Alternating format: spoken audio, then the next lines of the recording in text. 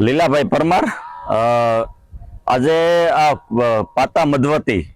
થી સેટ ઓજત ને જોડતી જે કોસ્ટલ કેનાલ છે એ આશરે 26 કિલોમીટર ને એની લંબાઈ છે અને 8 થી વધારે ગામો આવે છે। પેલા જે નદીઓનું જે પાણી છે મધવતીનું પાણી જે નદીમાં ઉપરવાસ જે વરસાદ થતો એ આખું પાણી છે એ દરિયામાં વહી જતું હતું। એટલે ગુજરાતને આ ભાજપ સરકાર ને નરેન્દ્ર મોદીના શાસનકાળમાંથી એક વિચાર આવ્યો છે અને કે ભાઈ આ પાણી છે એ કોસ્ટલ કેનાલ દ્વારા જો ડાયવર્ટ કરવામાં આવે એટલે આ 26 કિલોમીટરની કોસ્ટલ કેનાલ કરવામાં આવી અને જે દરિયામાં પાણી વહી જતું હતું એ પાણીને ડાયવર્ટ કરી ને ઓજત અને મધવતી બે નદીઓને જોડવાની આ યોજના હતી। આ યોજનાથી પાણી જે દરિયામાં જતું હતું એ ડાયવર્ટ કરી અને આ કેનાલમાંથી પ્રસાર કરવાથી આ વિસ્તારના ખેડૂતોને બહુ મોટો વિસ્તારમાં બહુ મોટો લાભ થયો છે।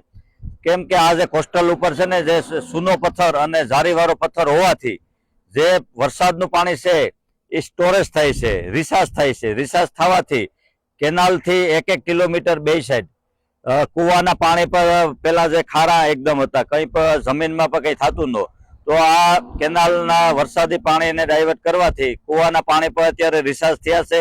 ને જેમ કે અત્યારના ઉનાળુ પાક પર ખેડૂતો લેતા થયા છે, જેથી કરીને આ વિસ્તારનું પશુપાલન અને ખેડૂતોને બહુ ખૂબ જ ઉપયોગી અને ખૂબ જ લાભ થયો છે આ કેનાલથી।